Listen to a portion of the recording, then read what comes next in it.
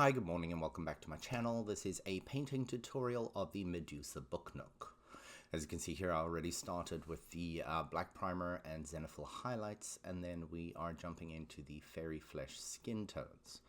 Once again, I want to remind everyone that this tutorial is still one of my first ones, so the recording is not the best, the audio is not the best. I'm doing what I can and I'm trying until I get a good thing, right? What I did with the skin tones here, I don't know. I wanted to go for something a little bit more smooth and goddess-like, so no blemishes, no freckles, like I would with a model. So I started with the reddish flesh base, and I worked my way up from darker colors, like the base flesh is one of the ones in the kit, and then I moved up to the medium flesh, and then the fairy flesh, and then I added the highlights on top. So my whole concept with this book nook was to try something that's a little bit more magical and unrealistic in terms of the painting, while still having it look realistic, if that makes sense. My favorite part of doing any model is doing the eyes, because it's a frickin' challenge every time. I always do the sclera in a gray color, a linen gray. And then when I color the eyes, I start with a very dark version of whatever color we're going to be going for. So in this case, it was a dark green, which looks black there. And then I build my colors up from there where I want the light to hit. The good thing about this model is it came with the irises of the eyes already formed onto the STL file. With the lips and the nails, I wanted to go with a bright red. So what I do here is the same way I would paint on a canvas, right? I started with my base bright red, and then I started mixing in highlights and shadows and blending them in the way you do on a canvas with the strokes. Once again, this is only the second tutorial I've ever done. Ooh, the makeup. Eyeshadow and cheeks, I used a, sparkle watercolor, I guess. Eyebrows, did in a brown. I tried to shorten the tutorial as well, because no one really has time to sit here and watch 20 minutes. Ain't nobody got time for that. This is also my first time doing a voiceover, so here's hoping it works. So yeah, there we go. That actually looks really pretty. I'm pretty impressed with myself. So what I was doing there, which I do again at the end, is I use a gloss varnish to cover where I want some shine. So the nails, the lips, the eyes were all done with that. And then it was time to move on to the snakes. With the snakes, I didn't want to go like a bright green. I wanted something mystical. So I used Silly Putty and Play-Doh to cover up spots.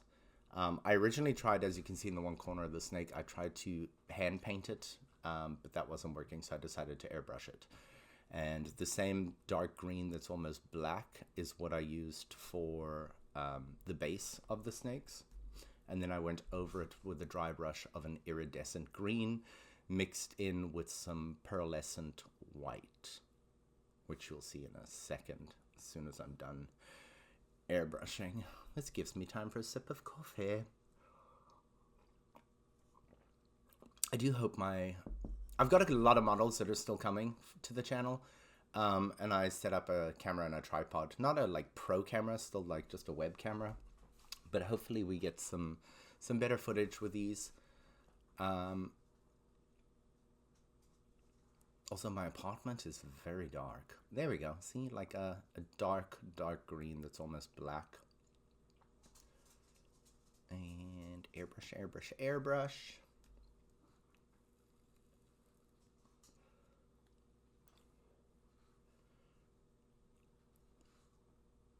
Dead air. Dead air. I have to keep talking. Hope a cough helps. Yeah, so I don't know why I spent so much time showing the airbrushing. That was pointless. But it is what it is. Ta-da! And there we go. The dry brushing with the pearl and the lighter green gave it a really good look. I really like that. Even in looking at it now, I'm like, damn, Daniel. Yeah. So, this Medusa Book Nook was printed on the Anycubic Photon Mono M7 Max, just in one solid print. from there, it was time to do the little details. Obviously, we went over onto the skin, but we repair that at the end. I always try and do a double check and make sure that I got everything.